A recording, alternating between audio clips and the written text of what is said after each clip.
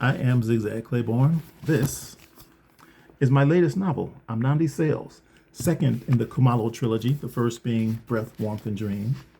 And I'd like to read just a little to you.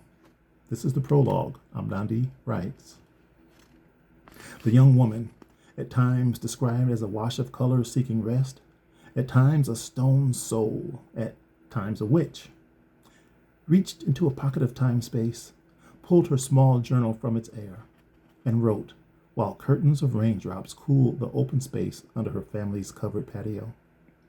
She had spent more time in the shade of the patio's ornately carved roofing and columns than in the house itself. It was still the home her mother and grandparents napped in whenever she and her mother needed rest. Whether weary, haggard, sometimes injured, or simply ready, beautiful and Cherie always welcomed them, leaving AMNANDI Khumalo the perfect time for writing. Perfect times necessitated thinking.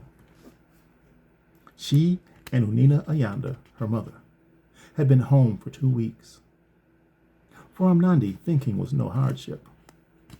Contemplation was bliss, particularly when accompanied by the heavy rains of the wet season. Water couldn't help but be 1,000 stories told. A tale involving a child details growth, she wrote. It should be noted that we are all children of a certain age. I have decided that at some point in the future, my writings will be made available. You will not take offense if I do not concern myself with to whom. Know this, every word is accurate. No, because it is about friends and written by myself. As for why these words will find their way to you, it has been said by the poet Tao, a tale is always safest within the teller, but that is not what a tale is for. I don't write as often as my mother does. That may be a failing, but I openly admit I don't frequently write my own accounts of things because I prefer to live them. It's one selfishness I enjoy. However, the first time one sees the world is important.